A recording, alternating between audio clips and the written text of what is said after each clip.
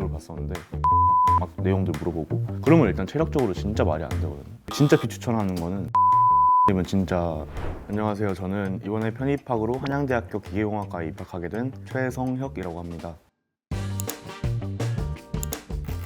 저는 전적대학교가 이제 지방에 있는 사립대 중 하나인 조선대학교를 다녔었고요. 총 붙은 학교가 한양대, 중앙대, 경희대, 성균관대학교, 홍익대학교, 항공대학교, 국민대학교, 건국대학교 이렇게 붙었고요. 최종적으로는 한양대 기계공학과를 선택했습니다.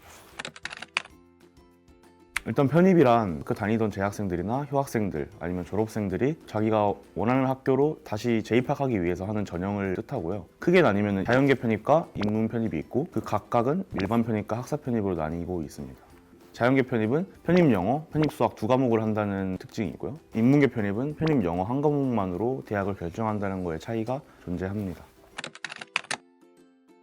일단 보통 편입시험을 1단계, 2단계로 나뉘는데 1단계는 대부분 필기시험을 보고 그 성적을 가지고 와서 2단계에서 이제 뭐 학계서나 면접 이런 전형들을 추가해서 평가를 하는 게 대부분인데 사실 막 엄청난 시간을 쏟아붓고 막 그렇게까지 할 필요는 없는 것 같고 진짜 형식만 갖춰서 자기가 어떤 사람이다, 어떻게 할 거다라는 것만 보여주면 되는 것 같아서 그렇게까지 부담을 안 가지셔도 될 것 같고요. 저는 성균관대학교 갈 때 면접을 봤었는데 거기서 저는 동일계 학과다 보니까 전공 막 내용도 물어보고 그런 걸 준비하시면 되는데 그것도 막 엄청난 부담을 가지지 않으면 될 것 같아요. 추가적으로 말씀을 드리자면 편입은 학교마다 시험도 다 다르지만 서로 반영하는 비율도 다 달라가지고 어느 학교는 학업 케이스를 중요하게 보는 학교도 있을 거고 안 내는 학교도 있는 경우가 있기 때문에 그런 걸 잘 찾아보고 편입을 준비하시면 좋을 것 같아요.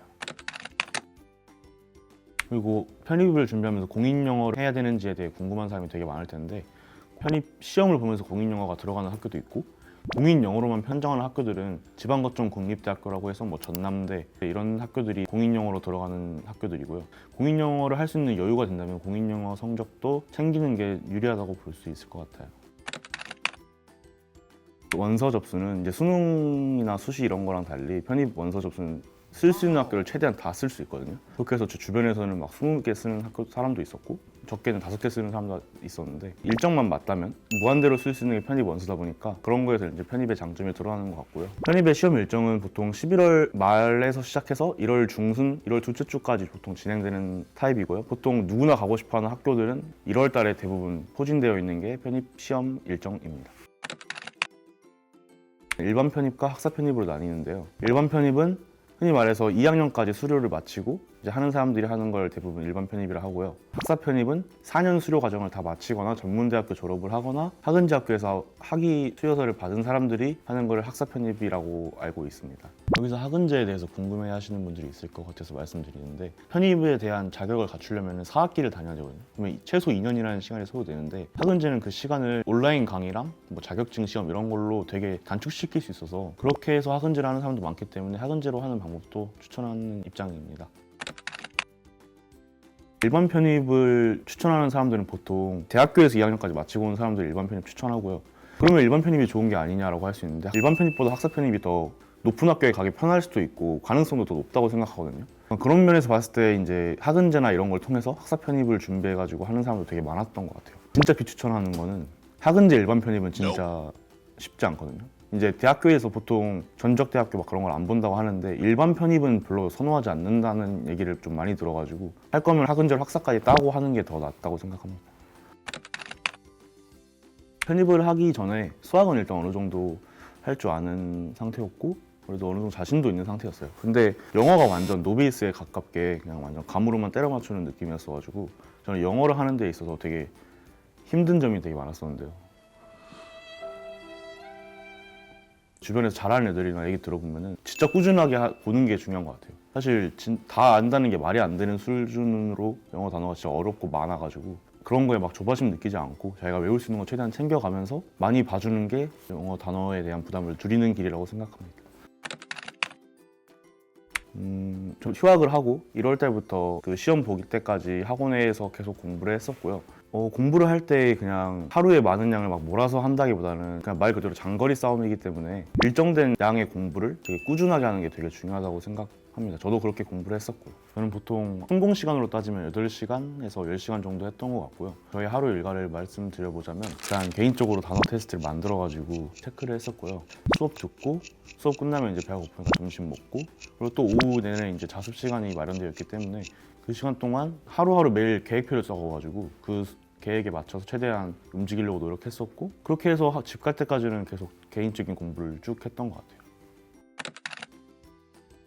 그리고 이제 학원 선택하려고 고민하시는 분들이 되게 많을 텐데, 일단 제가 다녔던 학원은 강남 에듀윌을 다녔었고요.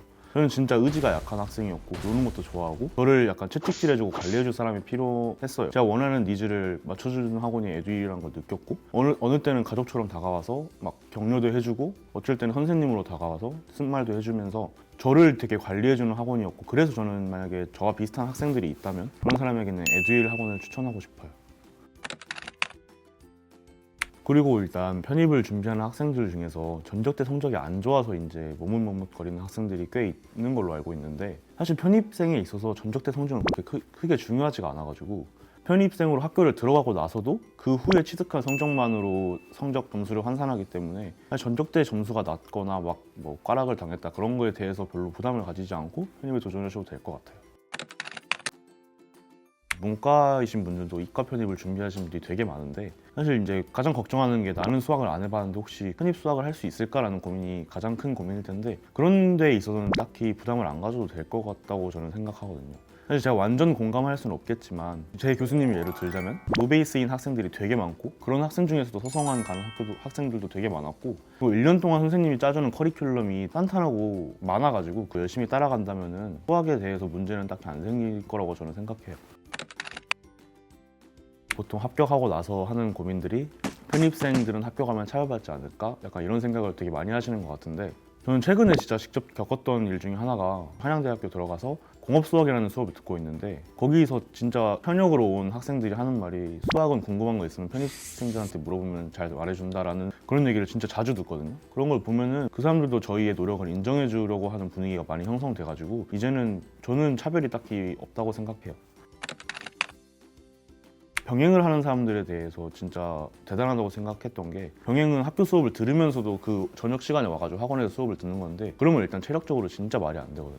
저는 진짜 휴학을 사서 하는 걸 되도록이면 추천하는 편인데, 만약에 아직 2학년 수료가 안 됐거나 하는 사람들은 막 반학기 병행하는 사람도 많거든요. 그렇게 병행으로도 준비가 가능하니까 자기가 하고 싶다면 어느 조건에 맞춰서든지 열심히 하면 갈 수 있다고 생각합니다.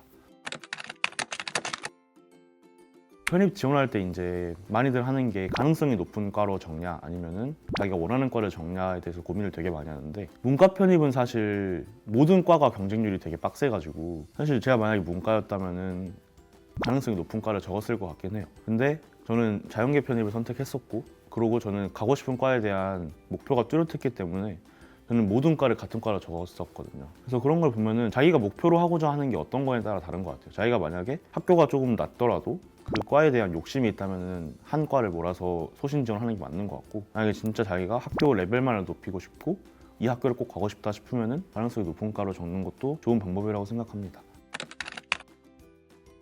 그리고 편입하시는 분들은 진짜 나이가 제각각이거든요. 저는 진짜 어린 사람 중에 20살도 봤었고, 진짜 나이 많은 사람은 막 28 이런 사람도 봤는데, 나이 많아도 편입은 사실 학교를 가도 2년밖에 안 다니기 때문에 학교에 대한 레벨을 올릴 수 있는데 2, 3년 투자한다 생각하면은 나이는 그렇게 편입 준비하는 데 있어서 부담이 되지 않는다고 생각합니다.